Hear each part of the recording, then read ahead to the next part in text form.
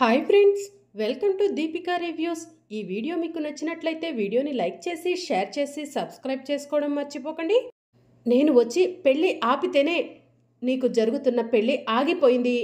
అలాంటిది నేను నిన్ను నమ్మాలా సిద్ధు అని తులసి సిద్ధుని అడుగుతూ ఉంటుంది. తులసి, నేను చెప్పేది విను.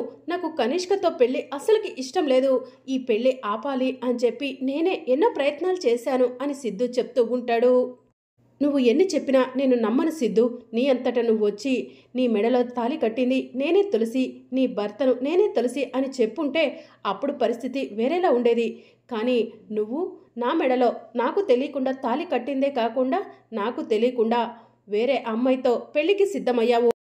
నువ్వు చేసింది మోసం, దగ, కుట్ర అని చెప్పి తులసి చెప్తూ ఉంటుంది. ప్లీజ్ తులసి, అన్నన్ని మాటలు అనకు.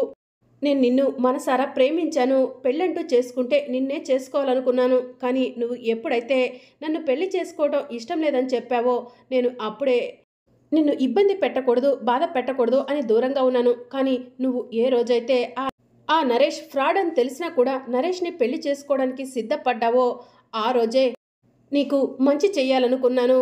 నీ జీవితానికి ఒక అర్థం ఉండాలనుకున్నాను అని సిద్ధు చెప్తూ ఉంటాడు. ప్లీజ్ సిద్ధు, ఇక్కడి నుంచి వెళ్ళిపో. నువ్వు ఎన్ని చెప్పినా ఇక్కడ నమ్మటానికి ఎవరూ లేరు అని చెప్పి తులసి కోపంగా చెప్తూ ఉంటుంది. ప్లీజ్ అక్క, నా మాట వినండి. తులసిని నాతో పంపించండి. తులసిని పువ్వుల్లో పెట్టి చూసుకుంటాను అని సిద్ధు చెప్తూ ఉంటాడు. తులసి ఎలాంటి నిర్ణయం తీసుకుంటే దానికి నేను కట్టుబడి ఉంటాను సిద్ధు అని చెప్పి లక్ష్మి చెప్తూ ఉంటుంది. అమ్మా, నాన్న, అన్నయ్యలు అందరూ కూడా రండి అని చెప్పి తులసి కోపంగా లోపలికి వెళ్తూ ఉంటే, తులసి నీకు ఒక విషయం చెప్పాలి అని చెప్పి సిద్ధు అంటాడు. ఇక తులసి నుంచొని అలానే చూస్తూ ఉంటుంది. ఆ పెన్ డ్రైవ్ నీకు చేరేలా చేసింది కూడా నేనే తులసి అని చెప్పి సిద్ధు చెప్తూ ఉంటాడు. ఇక తులసి ఆలోచించటం మొదలు పెడుతుంది. తులసి, పెన్ డ్రైవ్ని నీకు అందేలా చేసింది కూడా నేనే. ఎలాగైనా సరే పెన్ డ్రైవ్ని నీ వరకు తీసుకెళ్లమని మా వదిన నీలిమకు నేనే చెప్పి పంపించాను అని సిద్ధు చెప్తూ ఉంటాడు. ఇక తులసి ఆలోచిస్తూ ఏం మాట్లాడకుండా రూమ్లోకి వెళ్ళిపోతుంది. ఇక కీర్తి సిద్ధు దగ్గరకు వెళ్ళి, సిద్ధు ఇక్కడి నుంచి వెళ్ళిపో సిద్ధు, వీళ్ళంతా చాలా కోపంగా ఉన్నారు. వాళ్ళు నిన్ను ఏదైనా చేస్తే నేను నిజంగా బాధపడతాను సిద్ధు అని చెప్పి చెప్తూ ఉంటుంది. లేదు కీర్తి, ఎవరు ఎన్ని చెప్పినా నేను ఇక్కడి నుంచి కదలను.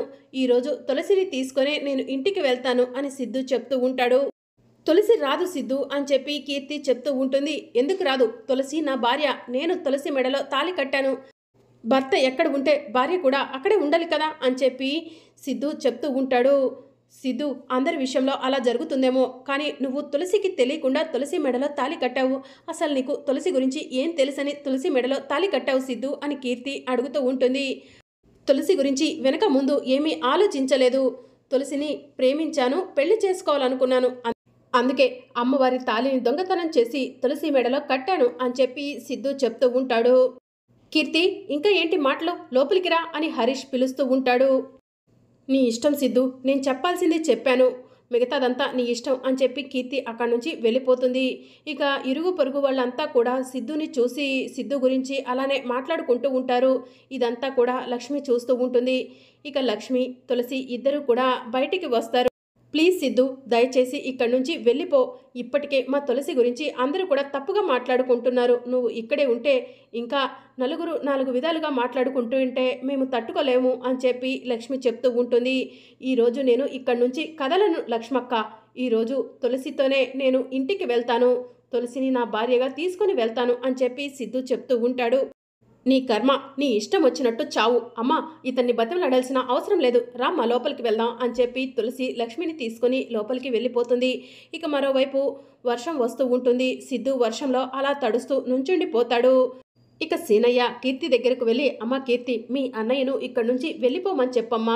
వర్షంలో తడుస్తూ మన ఇంటి ముందు నుంచుకోవటం కరెక్ట్ కాదమ్మా అని చెప్పి చెప్తూ ఉంటాడు. నేను చెప్పాను మావయ్య గారు, కానీ సిద్ధు వినట్లేదు అని కీర్తి చెప్తూ ఉంటుంది. ఇక సీనయ్య తులసి దగ్గరకు వెళ్ళి, అమ్మ తులసి, సిద్ధు వర్షంలో తడిచిపోతున్నాడు అని చెప్పి చెప్తూ ఉంటే, అంటే ఏంటి నాన్న, సిద్ధు చేసిన తప్పును క్షమించమంటారా అని చెప్పి తులసి అడుగుతూ ఉంటుంది. క్షమించమని నేను చెప్పట్లేదమ్మా, అతన్ని ఇక్కడి నుంచి పంపించేయమ్మా. నువ్వు చెప్తేనే అతను ఇక్కడి నుంచి వెళ్ళిపోతాడు అని చెప్పి సీనయ్య చెప్తూ ఉంటాడు. ఇంతకు ముందే ఇక్కడి నుంచి వెళ్ళిపోమని చెప్పొచ్చాను నాన్న, కానీ అతను వినట్లేదు నాన్న అని చెప్పి తులసి చెప్తూ ఉంటుంది.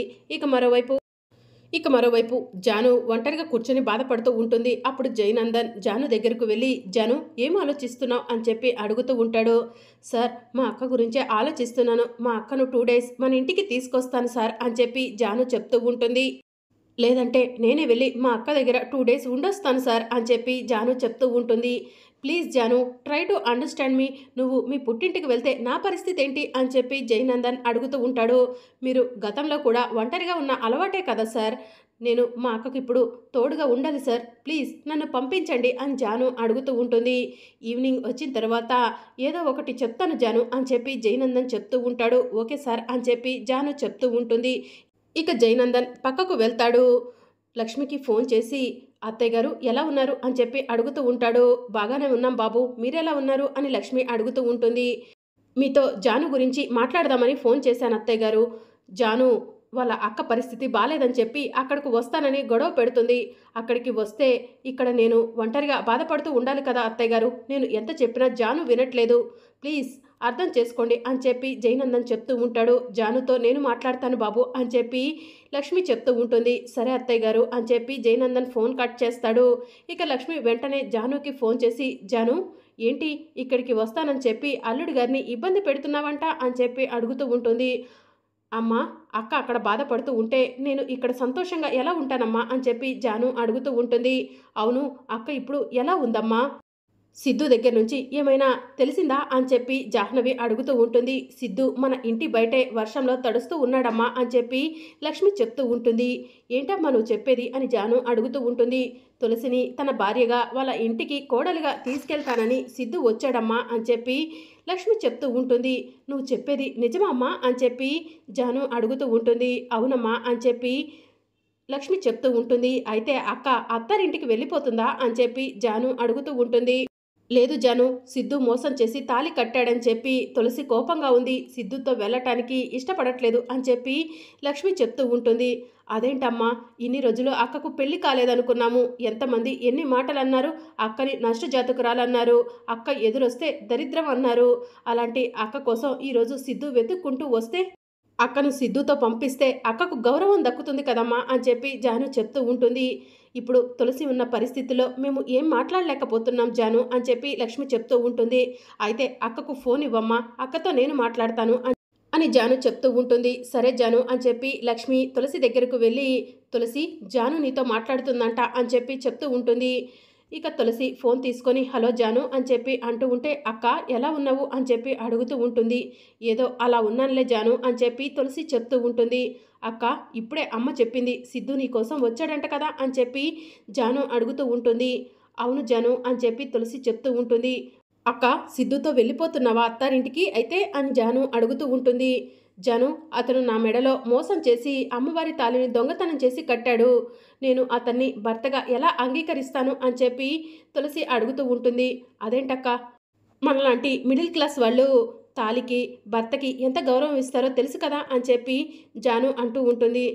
తెలుసు జాను, కానీ ఇది ఇష్టపూర్వకంగా జరిగిన పెళ్లి కాదు కదా, మోసపూర్వితంగా జరిగిన పెళ్లి కదా అని చెప్పి తులసి చెప్తూ ఉంటుంది. ఎలా జరిగిన పెళ్లి పెళ్ళే అక్క.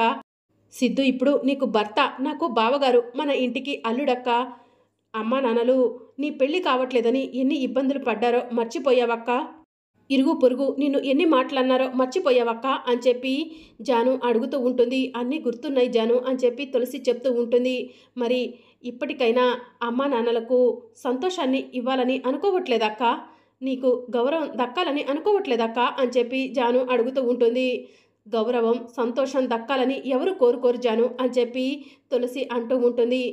నీకు గౌరవం దక్కాలన్నా అమ్మా నాన్నలు సంతోషంగా ఉండాలన్నా నువ్వు అత్తారింటికి వెళ్ళటమే కరెక్ట్ అక్క అని చెప్పి జాను చెప్తూ ఉంటుంది.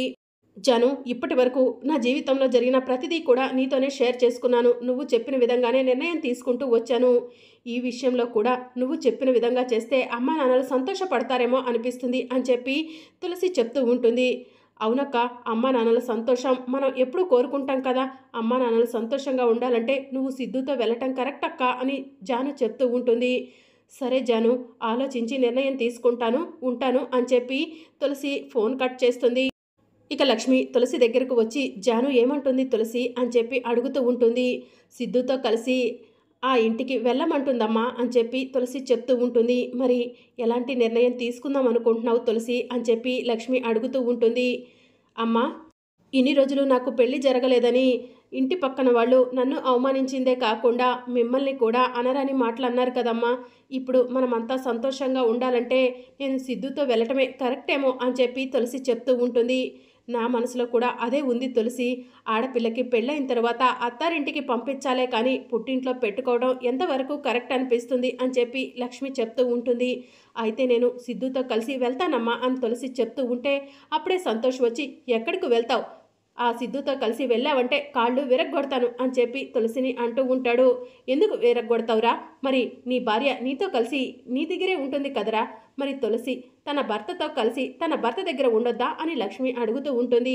అమ్మ, నాకు వానికి మీరు దగ్గరుండి పెళ్లి చేశారు, కానీ ఆ సిద్ధు దొంగతనంగా తులసి మెడలో తాళి కట్టాడమ్మా అని చెప్పి సంతోష్ చెప్తూ ఉంటాడు. దొంగతనంగా కట్టినా దొరతనంగా కట్టినా తాళి తాలే సంతోష్. ఇక తులసి నిర్ణయం తీసుకుంది, ఆ నిర్ణయాన్ని ఎవరు కూడా కాదనొద్దు అని చెప్పి లక్ష్మి చెప్తూ ఉంటుంది. ఇక లక్ష్మి సిద్ధు దగ్గరకు పరిగెత్తుకుంటూ వెళ్ళి, సిద్ధు, తులసి నీతో పాటు రావటానికి ఒప్పుకుంది. తులసిని జాగ్రత్తగా చూసుకుంటావా? తులసిని మీ ఇంట్లో వాళ్ళందరూ కోడలుగా ఒప్పుకుంటారా అని చెప్పి సిద్ధుని లక్ష్మి అడుగుతూ ఉంటుంది.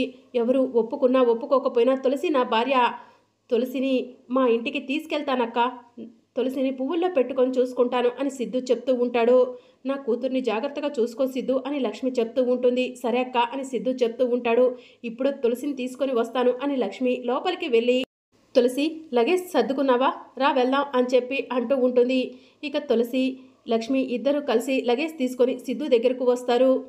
ఇక లక్ష్మి తులసి చెయ్యిని సిద్ధు చేతిలో పెట్టి, తులసిని జాగ్రత్తగా చూసుకో అని చెప్పి చెప్తూ ఉంటుంది. ఇక నుంచి తులసి మీ కూతురు కాదక్క, నా భార్య అని చెప్పి సిద్ధు చెప్తూ ఉంటాడు.